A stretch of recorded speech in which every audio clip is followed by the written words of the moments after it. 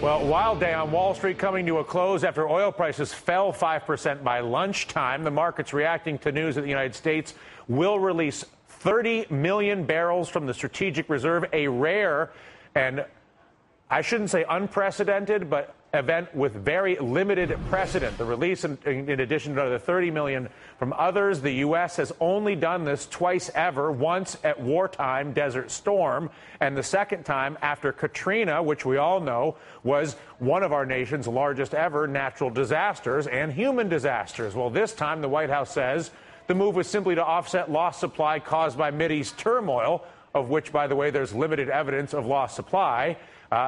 And, of course, the summer driving season is coming. War, the summer driving season, they're kind of the same. But the president didn't tap supplies when gas topped $4 in May. Here's a thought. This is all about politics. We've got our mega panel here to talk about it. MSNBC political analyst Karen Finney, Republican strategist Susan Del Percio, and our Washington insider and a man with a plan, James Williams. I like to say things. It's fun. At least someone has a plan. The president doesn't have a plan. Well, precisely. Jimmy's making it look pretty. So the market looks at this today and says, hang on a second. Normally it's war or Katrina. What's this guy thinking? Does he know something? Is he afraid of something that we don't know? Especially when oil prices are going down, which makes no sense. A month ago, we were at $115 a barrel. Now we're in the 90s, and this is when he decides to tap it. Maybe after having not such a popular speech yesterday, last night rather, and worrying about politics ahead, he's got to do something drastic. Are we politicizing our strategic war reserves and natural disaster reserves, Karen?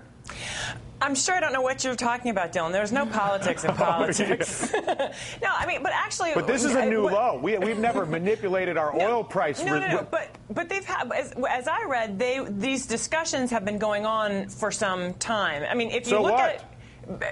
Well, to Susan's point, it didn't actually just happen because of the speech yesterday. Oh, okay. But I would say, here's my, politically speaking, let's just be totally crass and political. It's a smart move. Particularly, A, to do it in conjunction with a larger group, so it's not just us doing it, and B, he kind of gets ahead of the attacks that are going to come from the Republicans, because Lord knows Democrats do it Republican presidents and Republicans do it to Democratic presidents. When gas prices are high, we know they're going to go artificially high again. Hold on. They're going to go back up again because it's summer. I can tell you here in D.C. they surely have not come down. But that's missing the point. We purchased with U.S. taxpayer dollars a strategic, the keyword strategic, petroleum reserve. The strategic imperative for that reserve is obviously to protect us in the event of global military calamity or global natural disaster, neither of which currently exists. There is no precedent for the tapping of this reserve for any circumstance that is not that. And the fact of the matter is, if we're accepting, Jimmy, that the new model is, listen, the president gets to manipulate oil supply just like OPEC does because it's politically convenient, that's a new paradigm, but it certainly would be a new paradigm. Here's what I do know. I do know that I look at the gas prices every single day when I drive home out to the mountains of Virginia, and the price of gas in the last month, in the last 30 days, has dropped 70 cents. Now, that happened instantaneously, immediately after the President of the United States called for an investigation into price gouging by oil companies. Now, I don't think that that's a mistake. But you guys are both of you are dodging the issue. No, I'm not dodging the issue at all. No. The strategic reserve. There's lots to talk about. I don't give a damn if he taps the strategic reserves. I just want the price of gas to come down. All right, listen, and it's going to come down if people pay for it. Why don't we just call him king? I say we just let's just give up everything and tell the president to decide what we can eat, when we sleep, and what the price of everything is. Why do you care? I care because the market has to have some integrity if you're going to have any functionality. And if the president has the option to manipulate pricing as he sees fit, that's a very effective way to manipulate the political environment.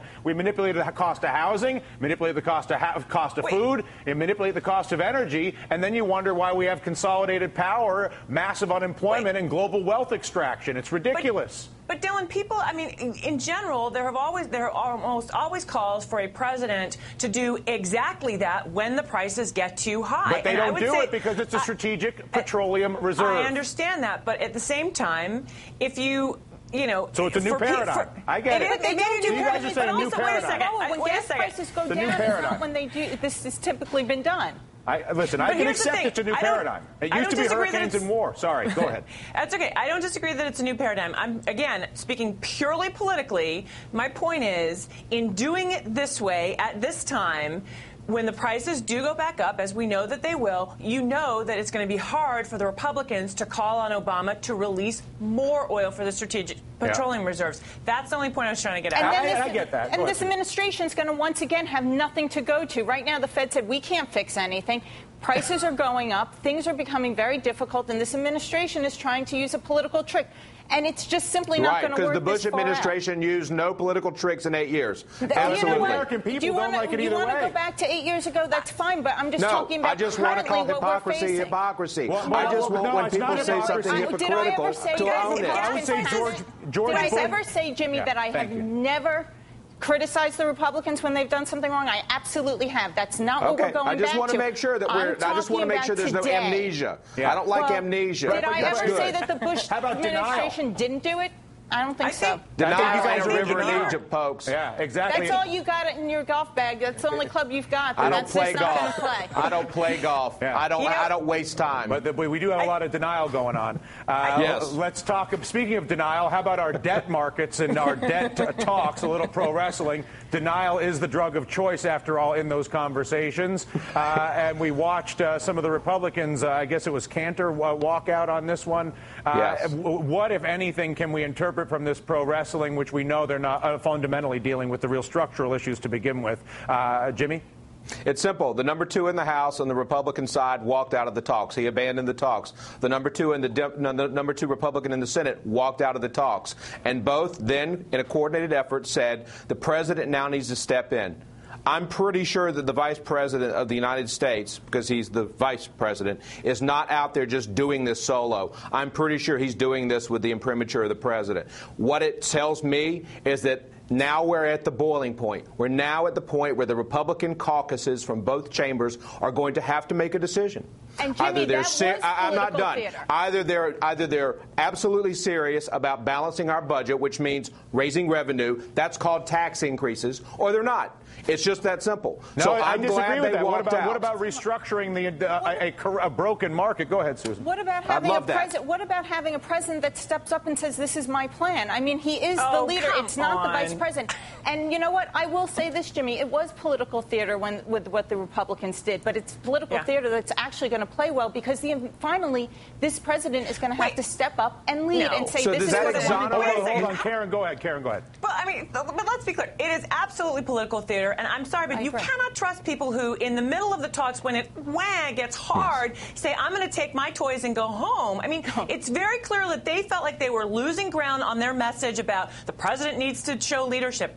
As Jimmy was just saying, by having the vice president of the United States of America lead those discussions, with then the goal, as I understood it, was supposed to be that they would then come to the president with recommendations, not because somebody walked out because it got too hard. I mean, that's not the president not showing leadership, and that is absolutely politics and a manipulation. So the last thing we'll do here, and we'll take a break, we'll come back and talk about this, but I want to share one last thought on the oil front, Karen, on why you would release the reserves when the oil market is down. If your objective is to manipulate the price of something in the financial markets, it's much better to pressure it in the direction it's already going than it is to fight it.